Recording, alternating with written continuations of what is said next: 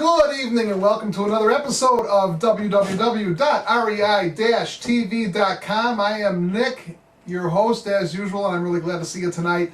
I had a lot of fun over the last couple days with the old April Fool's trick that some of you fell for. And I didn't think it would be that big of a thing.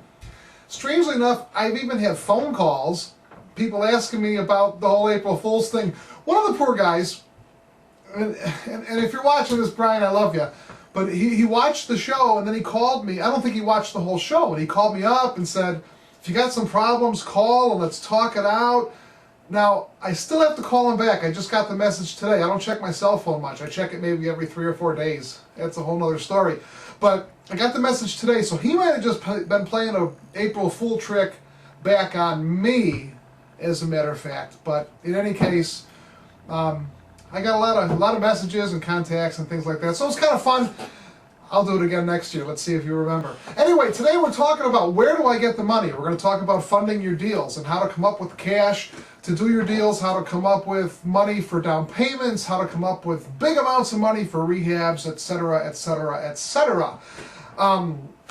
First off, one of the things you have to do before you start looking for money is you have to decide what type of deals you're going to be doing.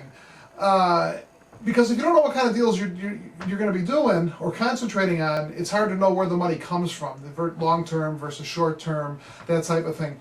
Now, there's a lot of ways to do deals without any money down.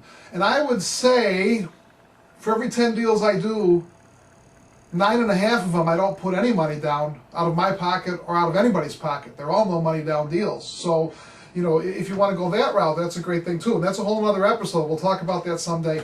But there are times that you need some money. And, one thing I want to say, most people, and I was not the exception to this, most people, their first deal, they go get a mortgage. I want to become an investor. My credit's good. I went out and I got a mortgage and I renovated the house and, bought it traditionally through the MLS, sold the house, made money, and it worked fine. But you will get to a point, or at least most people do, unless you have almost unlimited funds or your credit, score is skyrocketing. You get to a point where the banks really don't want to lend you much more money. They